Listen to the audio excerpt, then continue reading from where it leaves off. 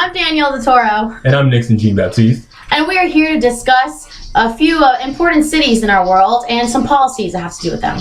Those policies being informal settlements, of course, education, unemployment, and population trends. Now, our three cities are actually Port-au-Prince, Haiti, Havana, Cuba, and Moscow, Russia. Let us begin. With many informal settlements in Haiti, it is no surprise that there is a very high population density, especially after the earthquake in 2010. Now, there are very few housing options and there is also very little government assistance, so there are many squatter towns and shanty towns within the city and country. Now, Havana, Cuba also has many shanty towns, but in a very different circumstance as opposed to the earthquake situation. In 1896, the forced concentration of peasants around major Cuban cities in order to cut their aid to Cuban patriots can be considered as the cause of informal settlements, otherwise known as scatter settlements. These settlements grew throughout the first half of the 20th century after Cuba's independence from Spain. During 1960 to 1961, the largest and worst shanty towns were demolished, and the residents built housing through self-help and mutual aid. So basically, they took it upon themselves to rebuild new housing. Shanty towns were always largely ignored. Nevertheless, many shanty towns continued to grow and new settlements formed. By 1987, Havana had 15,975 units in shanty towns. That's less than 3% of all Havana dwellings. By 2001, the city had a total of 21,552 units in shantytown. This 40% growth of shantytown settlers was seen as a result of an increase in net migration to Havana, especially from the less developed eastern provinces. Education in Port-au-Prince, Haiti is actually a major issue that the entire country does struggle with. For one, most of the country, being youth, only receives around 4.9 years of primary schooling, as opposed to other countries like Cuba that receive a lot of education due to their high budget annually they put towards it.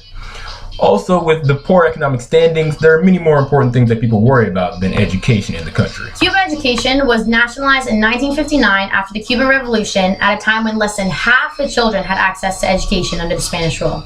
Today, the island has one of the highest literacy rates in the world at 99.8%. Havana, Cuba spends 10% of its central budget on education, compared with 4% in the United Kingdom and only 2% in the United States. Schooling does come at a cost of loyalty to the state and obligation to do community service as well. The process begins with 6 years of primary education, 3 years of middle education, where the children choose whether they want to do 3 more years in a secondary school to gain and receive a diploma, or they can go to vocational school to learn a trade. There are a number of well-established colleges and universities in Cuba, University of Havana being one of them. Employment is a big issue that Port-au-Prince, Haiti struggled with because after the earthquake, one of their main metropolitan areas was destroyed.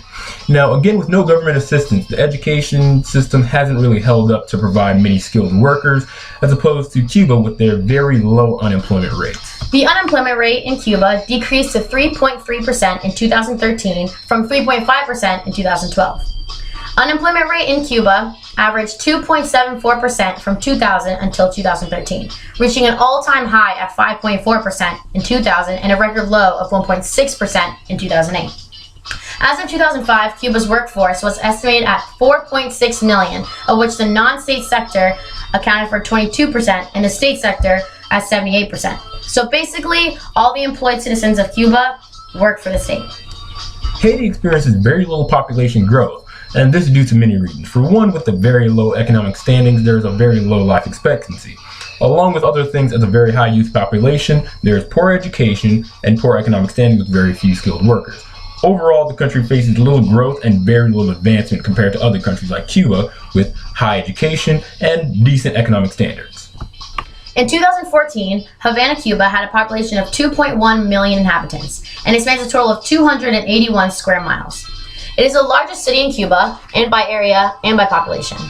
It is also the third largest metropolitan area in the Caribbean region.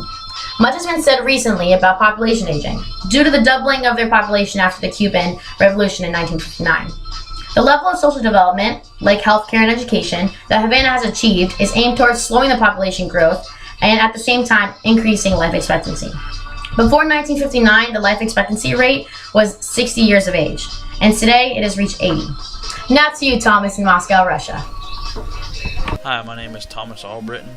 My city is Moscow, Russia. I'm going to talk to you about informal settlements, education, unemployment, and population trends in Moscow. The world-famous Red Square in Moscow began its life as a slum or a shanty town of wooden huts clustered beneath the Kremlin walls that housed a collection of peddlers, criminals, and drunks whose status left them outside the city walls and the boundaries of the medieval city. It was cleared on the orders of Ivan III at the end of the 1400s, but remained the providence of the mobs, the site of public executions and rabble-rousings until much later on. Next is education in Moscow. Education in Russia is organized and coordinated by the state, which ensures that general education is free and available for everyone. Most schools are state schools, but private schools have also been established in the recent years. Education usually begins with preschool before the age of 6, although it is not compulsory. Children typically start off with kindergartens or other preschools which focus on both intellectual and physical activities. Russian general education is aimed at the intellectual development of the abilities that will allow a student to adapt to life in society, as well as helping individuals to make conscious choices concerning professional education. Next is unemployment in Moscow. Moscow is Russia's undisputed economic and financial center. The city's workforce produces almost a quarter of Russia's entire GDP.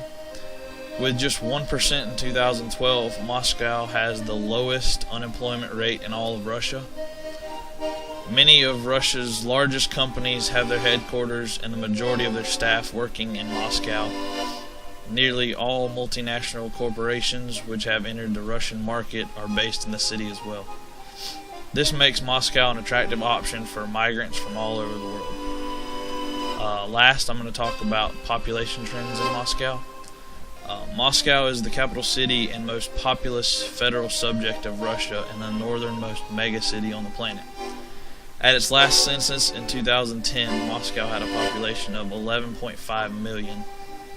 In 2012, its territory expanded from 1,000 to 2,511 square kilometers, which added an additional 233,000 people. As Russia's official figures are not believed to be completely accurate, and the high rates of illegal immigration, the true figure today may be anywhere from 13 to 17 million people in the city of Moscow. Thank you, Thomas. And this has been Tallahassee World News. I am Nixon G. Baptiste. And I am Danielle Toro. Have a good night.